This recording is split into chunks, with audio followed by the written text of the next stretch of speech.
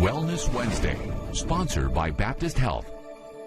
Well, we've all had a scratch, bug bite, or small incision that seems harmless, but when does a simple wound become something dangerous? Today, Baptist Health surgeon Dr. Eric Paul helps us spot the warning signs before a minor injury turns into a medical emergency. Dr. Paul, thank you so much for joining us this morning. Good morning. So we've just been chatting about this because it's really interesting to hear about.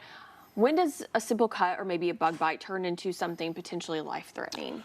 Well, when you see something, any kind of skin injury, infection, some redness or something that starts to really spread dramatically in a short period of time, really pain out of proportion to what you should normally feel like, that's something that really needs to be looked at immediately.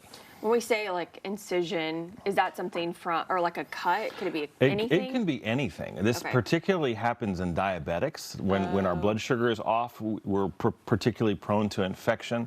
And when we have these infections and they get to the exact right spot, that's when this infection can spread everywhere and become extremely life-threatening. Okay, so let's talk about some of those warning signs that, tell us that an infection can be something more than just something minor. So discoloration of the skin, not just like the regular redness that you see with an infection, but like a purple, or if you see blistering of the skin, and especially if you see that spread very quickly, like within a short number of hours, that's when it's really, really scary. Okay, and there's a look at some of this warning signs. But people hear the term flesh-eating bacteria and panic. It kind of made me panic when we were talking about it during the break. Yeah, absolutely. Well, I mean, it's a terrifying word for a reason, because it's a very, very dangerous condition. And necrotizing fasciitis, or flesh-eating bacteria, is basically describing where the bacteria is, and it reaches a level where it can spread really, really fast. And I mean, I've seen it literally spread, across someone's entire leg within a few hours.